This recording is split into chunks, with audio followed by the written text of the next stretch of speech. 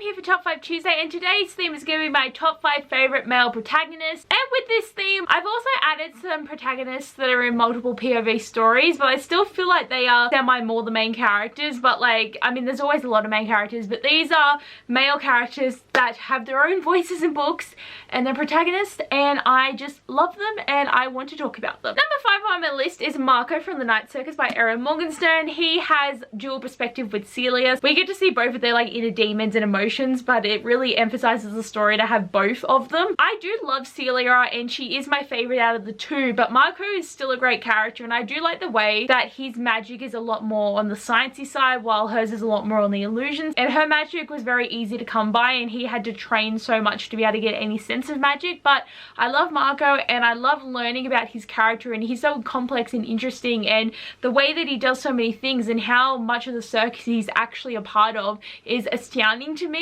that I just love him. And I think it's weird though that he does have a goatee, and I know this is a really random thing to say, but I never pictured in my brain that he has it. So when I reread it, I was just like, oh my god, you have a goatee. When did this happen? Where did this come from? But he also has the ability to change his face, so we see him in a lot of different lights, but Marco is just one of my favorites. You know, I was saying there's a few in this list that are multiple POVs, but literally 4 out of the 5 books are multiple POVs. Because number 4 on my list is Lazlo from Strange the Dreamer, but Sarai has a perspective in this book as well, which I totally forgot about. Multiple characters have a perspective in this book, but Lazlo is the main character. He is definitely the main character, and even though I gave this book and Muse of Nightmares 4 stars overall, just because it's a very confusing plot and it's so flowery that I really couldn't get into the story fully, I still love Lazlo and his love for books and just discovering the world and wanting to know more out there, and just him putting himself out there in one situation led to him having all of his dreams come true.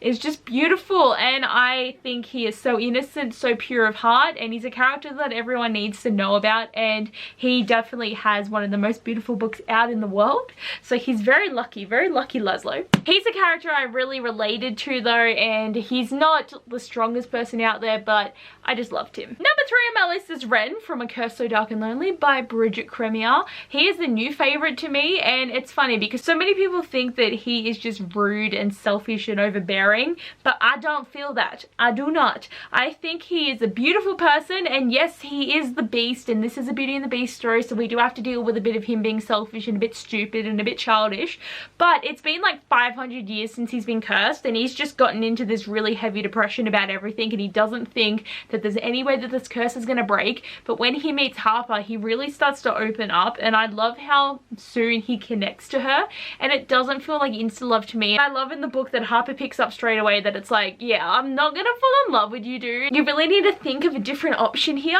But I think Ren is very protective of his people. He's so strong. He's a beautiful main character, and I loved his chapters, even though a lot of the time he was just really sad. So I'm very excited to see where he's going to go in the next book, because I think it's going to be so awesome, or it could be very painful. Could go either way. Number 2 on my list has to go to Kaz Brecker from Six of Crows by Lee Bardugo. I would say the 6 main characters in this book are all equally main characters, but Kaz is the one that resonates with me the most, and he's the one that I always think about when I think of the Crows. He is the boss though. He is like the leader of the whole thing, and he's only like 12 and he controls the whole world, but I love Kaz so much. He's so evil and brilliant, and I am so hoping that we're going to get a 3rd book one of these days from Six of Crows. It's always been the Six of Crows duology, but I've always felt that we need more. Like, we need a bit more explained, and I do know that Nina is in King of Scars, and she has a big role in that or something. Like, I haven't read King of Scars. I need to, but lately I've been hearing a lot of negative stuff towards it. It's meant to be Nikolai's book, and he's not even the main character, it seems.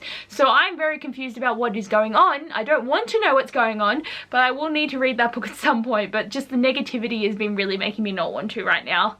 I really need to, but I haven't. But Kaz is amazing, and I love him. And number 1 on my list is Alex Claremont Diaz from Red, White, and Royal Blue by Casey McQuiston. That is a fucking sentence right there. Nailed it though, but I love him. This book is fully him. I would have loved to have gotten Henry's perspective, but Alex just sees him so well that we just understand him. But Alex, He's so beautiful. This book is like one of the best things I've read, honestly, for quite a while. It's definitely going to be in my top 3, and I've got my top 3 in my head, and I don't know how I want to sort them right now. I'm very confused. Normally, I just have one book that I'm like, yep, that's my favorite book of the year, and I tell that pretty early on.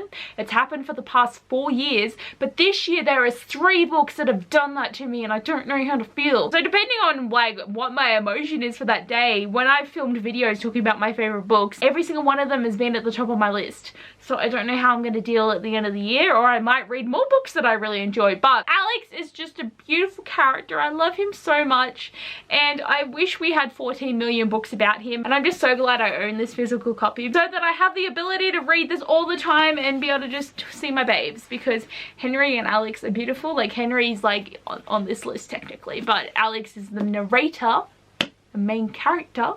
But I love him so much. So these books have my favorite male protagonist, and these books are all amazing. Really, they're all just amazing.